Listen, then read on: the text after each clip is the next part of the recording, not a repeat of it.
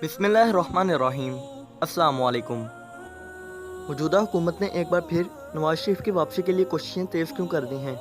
आज की इस वीडियो में हम लोग इसकी वजूहात जानेंगे और इसके अलावा ये भी कि क्या हुकूमत के लिए नवाज शरीफ को वापस लाना मुमकिन है या नहीं।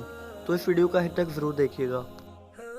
मुमकिन है कि नून लीग की सियासत में तेज़ी आने की वजह से तहरीक इंसाफ ने यह फैसला किया हो।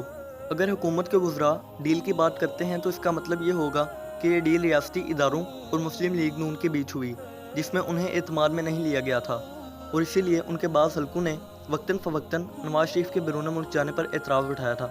मुस्लिम लीग नून के रहनुमाओं ने हिज़्ब इख्तिलाफ की दूसरी जमातों के रहनुमाओं से हाल ही में मुलाकातें की हैं, जिनसे लगता है कि उन्हें अब ये एहसास हुआ है कि उन्हें अपोजिशन में रहते हुए मुतहरिक किरदार अदा करना होगा और इसी में उनकी बकाव हो सकेगी। नवाज शरीफ की बैरून मुल्क रवानगी के बाद मुस्लिम लीग नून ने आर्मी चीफ जनरल कमर जवेद बाजवा की मुद्दत मुलाजमत में तोसी समेत कई अमूर पर वफाकी हुकूमत का साथ दिया है।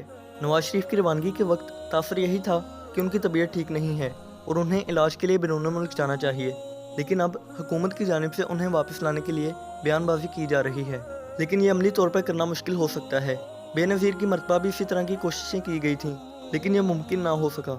इस ऐलान के पस मंज़र में टाइमिंग बहुत अहम है। उन्होंने पाकिस्तान के सऊदी अरब, चीन और मशरिक़ वस्ता से ताल्लुकात के लिए नवाज शरीफ को एक अहम स्टेक होल्डर करार दिया। नवाज शरीफ की वतन वापसी मुश्किल होगी और माजी में भी हुकूमत की जानिब से ऐसे ऐलानात आते रहे हैं।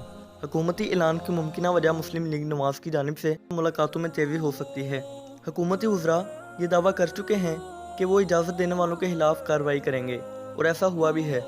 मुबैना डील इसी सूरत ख़त्म हुई होगी अगर कोई फ़रीक अपनी यकीन दहानी से पीछे हटा होगा।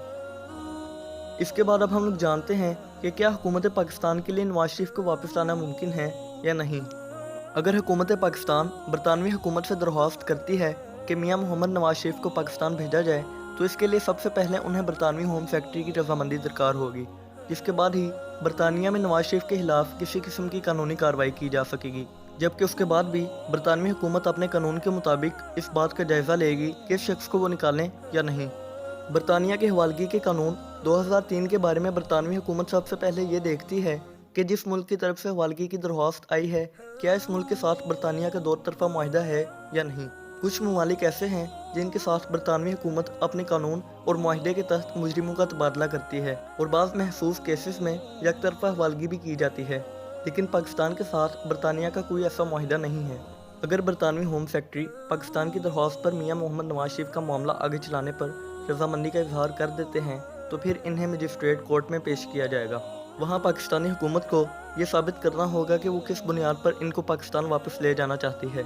इसके अलावा बरतानवी कोर्ट में ये भी बताया जाएगा कि मियां मोहम्मद नवाज शरीफ किस केस में सज़ा याफ्ता हैं, जबकि उन्हें इस केस के तमाम शवाहिद भी अदालत के सामने पेश करने होंगे।